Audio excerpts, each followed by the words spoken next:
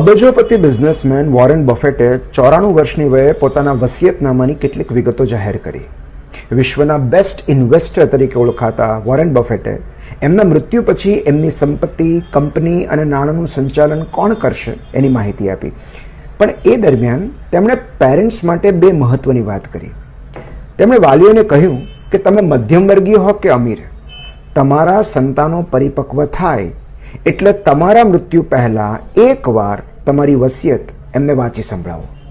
સંપત્તિ વિભાજનના જે નિર્ણયો તમે લીધા છે એની પાછળનું કારણ, તર્ક અને વિઝન એમની સાથે શેર કરો. એમના સૂચનો માંગો અને જો એ યોગ્ય લાગે તો થોડા ઘણા ફેરફારો કરો. આ બધું એટલા માટે જરૂરી છે કારણ કે તમારા ગયા પછી સંતાનોના કેમ અને શું કામ જેવા પ્રશ્નોના જવાબ આપવા માટે તમે પાછા નથી આવવાના.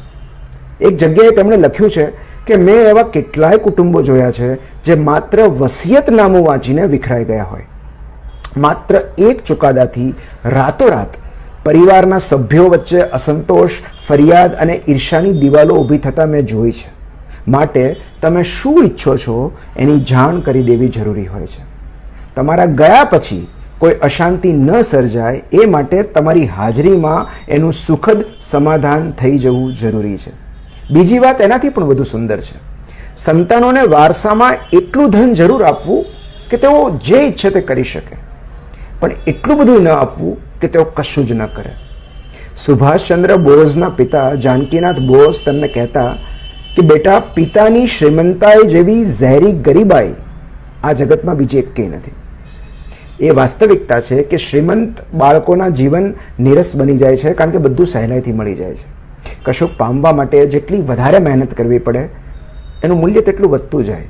અને એટલે જ જેણે કશું જ નથી કર્યું એવી કોઈ વ્યક્તિના હાથમાં તમે અઢળક નાણાં મૂકી દો તો એ વ્યક્તિ અમીર નથી બની જતી, એ અઢળક નાણાં સાથેની ગરીબ વ્યક્તિ રહે છે.